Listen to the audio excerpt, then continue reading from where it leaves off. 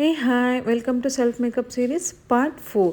So guys, ಇವತ್ತು ನಾವು ನಮ್ಮ ಸ್ಕಿನ್ನ ಹೇಗೆ ಪ್ರಿಪೇರ್ ಮಾಡ್ಕೊಬೇಕು ಬಿಫೋರ್ ಮೇಕಪ್ ಅಂತ ನೋಡೋಣ.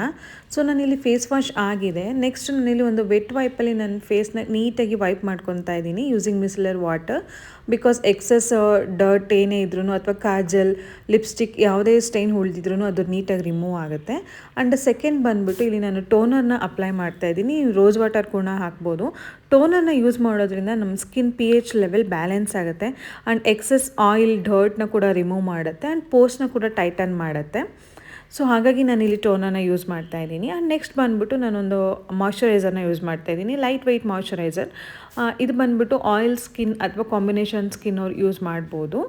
ಸೊ ನಾವು ಬಿಫೋರ್ ಮೇಕಪ್ ಮಾಡೋ ಪ್ರೊಸೀಜರ್ಗೆ CTM ಅಂತ ಹೇಳ್ತೀವಿ, cleansing, toning and moisturising. So ನಿಮ್ಮ ಸ್ಕಿನ್ ಟೈಪಿಗೆ ನೀವು ಇದನ್ನು ಪ್ರಿಪೇರ್ ಮಾಡ್ಕೋಬೇಕಾಗತ್ತೆ. ಸೊ ಇನ್ನಷ್ಟು ವೀಡಿಯೋಗಳಿಗಾಗಿ ನನ್ನ ಪೇಜ್ನ ಫಾಲೋ ಮಾಡ್ತಾಯಿರಿ. Thank you.